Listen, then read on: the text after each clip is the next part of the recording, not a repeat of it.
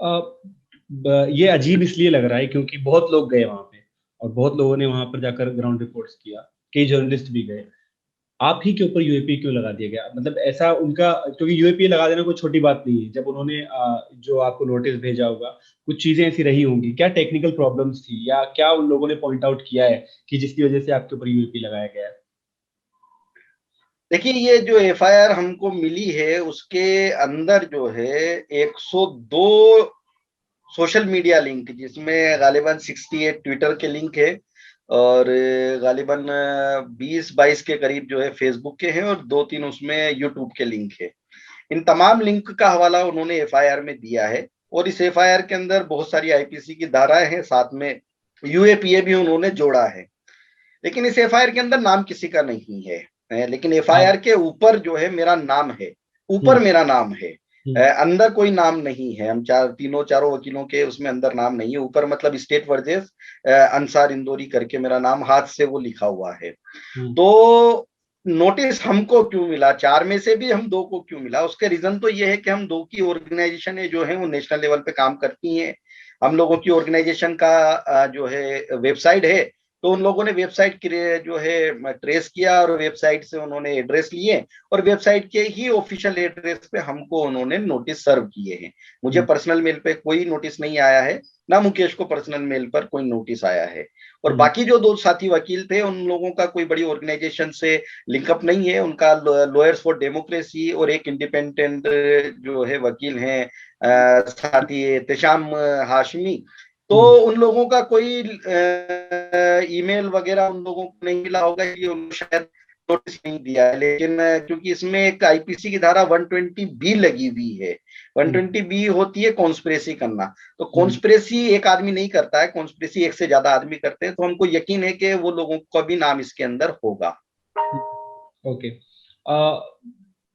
आपकी जो रिपोर्ट थी, आपने जो त्रिपुरा में जाकर की, कुछ अपनी रिपोर्ट के बारे में बताइए कि क्या क्या आपने वहां पे देखा। और पुलिस लगातार, जो ट्विटर पर सक्रिय है त्रिपुरा पुलिस, और वो लगातार ये कह रही है कि जिस तरह के रिपोर्टर्स जिस तरह की चीजें वहां से दिखा रहे हैं वो सब बेसलेस हैं। वहां ऐसा कुछ नहीं हुआ है, बहुत छोटी घटनाएं थी। आपको क्यों लगता है कि त्रिपुरा की जो हिंसा है वो वाकई उस पर बात होनी चाहिए और वो बहुत बड़ी घटना थी? देखिए, घटना तो वहां 13 तारीख से शुरू हो गई थी, जब से बांग्लादेश के अंदर दुर्गा पूजा में जो सारी चीजें हुई, उसके बाद वहां पर जो है हमले हुए हिंदुओं के ऊपर। उसके बाद उसके रिएक्शन में यहाँ पर जो है घटनाएं शुरू हो गई थी। मस्जिदों को टारगेट किया जा रहा था, कहीं झंडे लगाने की घटना हुई, कहीं मूर्तियां रखने की घटना हुई, कहीं छोटी तोड़फोड़ हुई। तो ये मोब नहीं कर रहा था। 13 तारीख से और 26 तारीख तक का अगर आप देखें तो हम लोगों ने जो देखा उसमें मोब नहीं था, दो चार पांच लोग थे। तो हम समझ सकते हैं कि वो किस आइडियोलॉजी के और किस संगठनों से उन लोगों के ताल्लुक होंगे, तो वही लोग इसको कर रहे थे। क्योंकि मैक्सिमम जगह क्या हुआ है, जहां पर हिंदू मुस्लिम मिक्स आबादी है और वहां पर मस्जिदों को निशाना बनाया गया, तो जो वहां के नॉन मुस्लिम थे उन लोगों ने उन मुसलमानों से वादा किया कि हम इसके अंदर जो भी होगा इसको ठीक कराएंगे। तो इसका मतलब लोकल लोग उसके अंदर इन्वॉल्व नहीं थे। हम्म। दूसरी चीज इसके अंदर ये है कि ये सोशल मीडिया पे बहुत सारे वीडियो आ रहे थे, हम्म। उसमें बहुत सारे फेक भी थे। तो क्योंकि हमको भी लग रहा था उसके अंदर गाड़ियां जलाने का जो दिख रहा था, उसके अंदर जो है बहुत बड़ा प्रोटेस्ट जो है मुसलमानों की तरफ से दिख रहा था।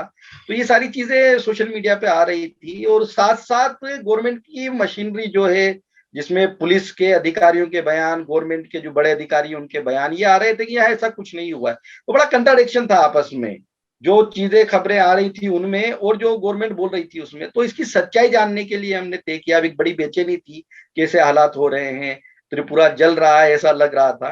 तो हम लोगों ने तय किया कि हम लोग जो हैं जिम्मेदार हैं, देश के नागरिक हैं, वकील हैं, तो हम लोगों को जाना चाहिए और सच्चाई पता करना चाहिए। तो हम 4 लोगों की टीम वहां पर गई और हम लोगों ने जो हमारी रिपोर्ट में लिखा है, जो सही है, जो हमने देखा है, वो हमने हमारी रिपोर्ट के अंदर लिखा है।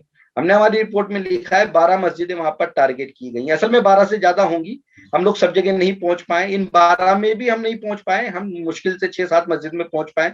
और इससे एक कुछ डिस्ट्रिक्ट में 144 लगा था, तो हम लोगों ने उसका वॉयलेशन नहीं किया, हम लोग वहां नहीं गए। लेकिन जो लोगों से हमने बातचीत की, जो वहां पे अलग अलग संगठन के लोग थे उन लोगों से बातचीत की, जो आम लोग थे उनसे बातचीत की, तो उसमें ये सब आया। वहां के कुछ पेपर क्रॉस चेक किए हमने, तो उन मस्जिदों में टारगेट करने का आया और उस फिर उनको हमने क्रॉस वेरिफिकेशन भी किया। जिन जगह हम जा नहीं पाए, जो मस्जिदों के बारे में लोगों ने बताया, तो वहां के लोकल लोगों का कांटेक्ट लेकर के या लोकल लोगों से बात करके या कुछ दूसरे रिसोर्स से हम लोगों ने उसको क्रॉस वेरिफिकेशन किया। और जिस चीज से हम मुतमईन हुए क्रॉस वेरिफिकेशन में, वही मस्जिदें हमने डाली है। नहीं तो कुछ रिपोर्टों के मुताबिक 16 मस्जिदें टारगेट की गई हैं, हमारी रिपोर्ट के मुताबिक 12 मस्जिदें टारगेट उसमें हुई हैं। इसके अलावा 12 दुकानें जो हैं उसमें टारगेट हुई है। इसमें 11 दुकानें एक ही जगह की हैं।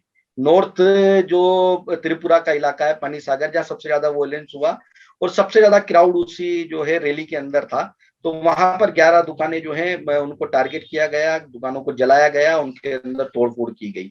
और 3 घर ऐसे हमारे जो है फैक्ट फाइंडिंग में आए जिनके ऊपर मॉब ने अटैक किया है। एक पानी सागर में है, एक धर्मनगर में है और एक केला शहर के अंदर है। केला शहर के अंदर जो घर है वो हमने विजिट नहीं किया, लेकिन हमने 2-3 बार उसको क्रॉस वेरिफिकेशन किया, तो उसमें वो बात सत्य पाई गई कि वहां पर जो है लोगों ने अटैक किया उस घर के ऊपर। ओके। आपने जिस तरह से कोई बात बताई अपनी और अपनी रिपोर्ट का जो एक समरी आपने बताई कि आपने क्या उसमें कवर किया है, अनलॉफुल जैसा तो कुछ नजर नहीं आता है आपकी बात से। तो पुलिस ने कहा कि यूएपीए लगा दिया, अनलॉफुल जो आपकी एक्टिविटीज थी उनको रोकने के लिए। तो अनलॉफुल क्या था इसमें, क्योंकि समझ में नहीं आ असल रहा में जब। लब्बुल लुआब, हाँ, जी जी, हम्म, ये एफआईआर जो है ये उसमें, और पुलिस के जो बाद में ट्वीट आए हैं या उन्होंने जो प्रेस स्टेटमेंट दिए हैं, तो उन्होंने ये कहा है ये जो ट्वीट हुए हैं या जो सोशल मीडिया पर आया है, इसकी वजह से वहां पर दंगे हुए हैं। तो इसमें हकीकत तो ये है, दंगे हुए वो तो समाप्त हो गए या खत्म हो गए, शांति हो गई 26-27 तारीख तक।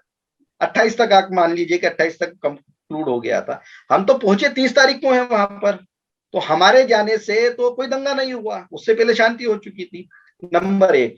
नंबर दूसरी बात जो इसके अंदर वो है कि जो हम लोगों जो एफआईआर के अंदर लिंक दिए गए हैं, उस लिंक के अंदर हम चारों का कोई भी लिंक नहीं है, आपने कोई सिवाय ट्वीट। 2 यूट्यूब के।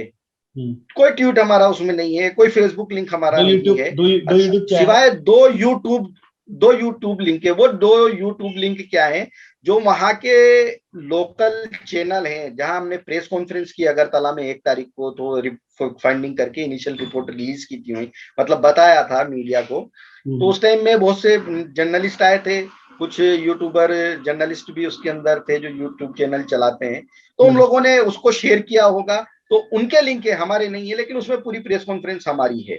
हम्म, तो रियलिटी तो ये है कि हम चारों का कोई लिंक उसके अंदर नहीं है। हम्म, लेकिन इसके बावजूद हमारे ऊपर यूएपीए लगा दिया। तो सरकार जो कह रही है या वहां की पुलिस जो कह रही है कि इनके सोशल मीडिया पर कमेंट करने से या सोशल मीडिया पर इस तरीके की पोस्ट डालने से दंगे हुए हैं, तो वो जो थ्योरी है वो तो पूरी तरह खत्म हो जाती है, क्योंकि दंगे तो 28 तक खत्म हो चुके थे। हम तो पहुंचे वहां 30 तारीख को रात दिन में 11 बजे हैं। हम्म।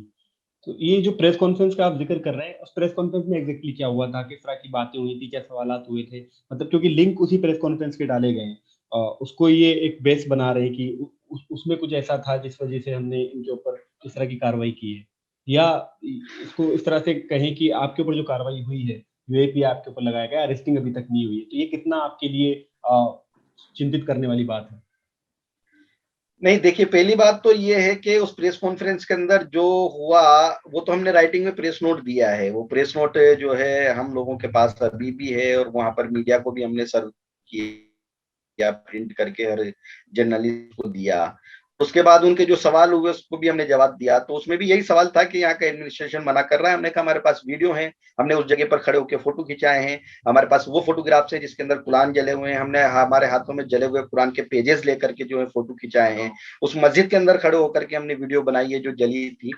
तो ये सारी चीजें हमने वहां पर बताई हैं।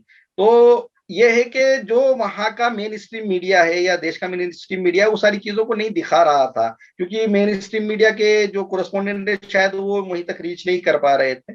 तो अनऑफिशियली हमको ये भी पता लगा था कि वहां पर जो है पत्रकारों के ऊपर भी प्रेशर था हम्म, कि वो लोग जो हैं जितना उनको एक्सेस दिया जाए उतना ही वो लोग काम करें। तो हमारी रिपोर्ट को रख करके कुछ लोगों ने हमारी बुनियाद के ऊपर जो है वो चीजें, यानी हमारी पूरी प्रेस कॉन्फ्रेंस वहां पर डाली। ये एक चीज उसके अंदर है। दूसरी चीज जो आपने कहा है कि अभी तक इस मामले के अंदर जो है गिरफ्तारी और ये सारे मामले, तो देखिए ये तो वो भी सरकार भी जानती है कि हमने जो है मतलब एक अंदाजे के अंदर ही ये सब चीजें की हैं। तो लीगल प्रोसीडिंग उन्होंने भी अपनाई है। फिर हम लोग वकील हैं, हमारी बिरादरी जो है लोगों को इंसाफ दिलाने के लिए काम करती है, कानून के हम विद्यार्थी हैं, कानून के साथ काम करते हैं। तो कानूनन जो है पुलिस ने पूरा प्रोसेस भी यहाँ पर अपनाया है। 41A का नोटिस हमको दिया है कि हम आकर के उसमें जो है अपना जो इंट्रोगेशन उनका है उसमें हम पार्टिसिपेट करें। तो उसका जवाब हमने अभी दे दिया है वहां पर कि हम लोग जो है इतने शॉर्ट नोटिस में नहीं आ सकते हैं, और जो भी है हम इसमें जो इंक्वायरी है पुलिस की उसमें बिल्कुल कोऑपरेट करने के लिए तैयार हैं। उसके बहुत सारे तरीके हैं, वो हमने अपने नोटिस के अंदर लिख दिए हैं।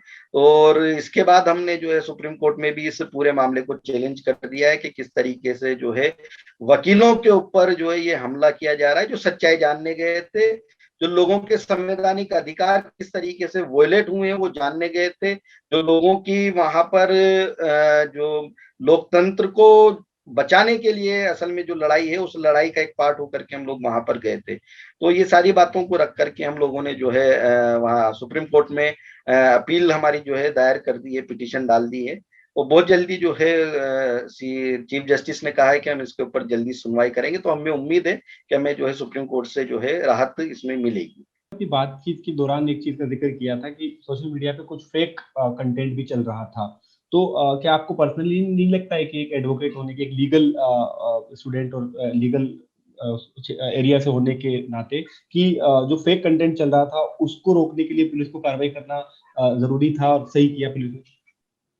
नहीं, उसको तो रोकना चाहिए, उसमें तो हमारी कोई दूसरी राय नहीं है।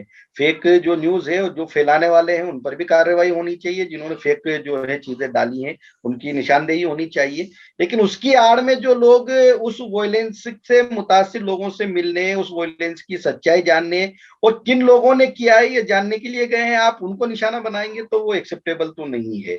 वो तो बिल्कुल गलत एक जो है प्रैक्टिस है स्टेट की, कि किस तरीके से वो लोगों के अधिकारों के लिए लड़ने वाले लोगों को ही जो है डराने के लिए और उनकी आवाजों को दबाने के लिए यूएपीए के टूल का इस्तेमाल कर रही है। सबसे बड़ी बात दूसरी इसके अंदर ये भी है कि सिर्फ इसी के ऊपर नहीं, कार्रवाई तो उनपे होनी चाहिए ना जिन्होंने दुकानें जलाई हैं, कार्रवाई तो उनपे होनी चाहिए जिन्होंने कुरान जलाया है, कार्रवाई उनपे होनी चाहिए जिन्होंने घर के अंदर तोड़फोड़ की है।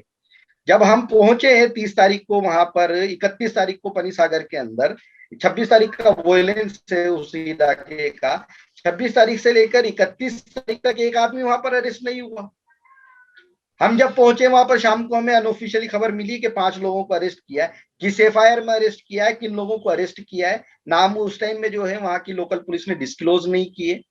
तो हमारे जाने की वजह से खाना पूर्ति करने के लिए कुछ लोगों को अरेस्ट किया गया होगा, एक चीज। दूसरी चीज, इसके अंदर जो बेचारे पीड़ित हैं वो अपनी रिपोर्टें लेकर के गए, तो पुलिस ने जो है उनकी रिपोर्ट को लेकर के और उसकी एक जेरोक्स करा के और जेरोक्स कॉपी पे सील मार करके रिसीविंग उनको दे दिए, बताया तुम्हारा जो है मुकदमा हमने ले लिया है। अब ये बेचारे सीधे साधे जो है पीड़ित लोग ये कह रहे हैं कि हमारी एफआईआर रजिस्टर्ड हो गई। हमने मांगा तो एफआईआर नहीं हो तो कंप्लेन है जो उन्होंने लेकर के रख ली, उसमें मुकदमे दर्ज नहीं हुए, अभी तक कंप्लेन नहीं है। इसका लीगल तरीका ये है, एफआईआर रजिस्टर्ड होना है, जो एनसीआरबी की वेबसाइट पे चली जाती है, उसका एक नंबर होता है। तो पूरा प्रोसेस अभी तक उसमें हम गए थे तब तक नहीं उसमें एडॉप्ट किया था पुलिस ने, कोई एफआईआर उसके अंदर इन लोगों की तरफ से रजिस्टर्ड नहीं हुई थी, उसकी कोई कॉपी जो है पीड़ितों के पास नहीं थी।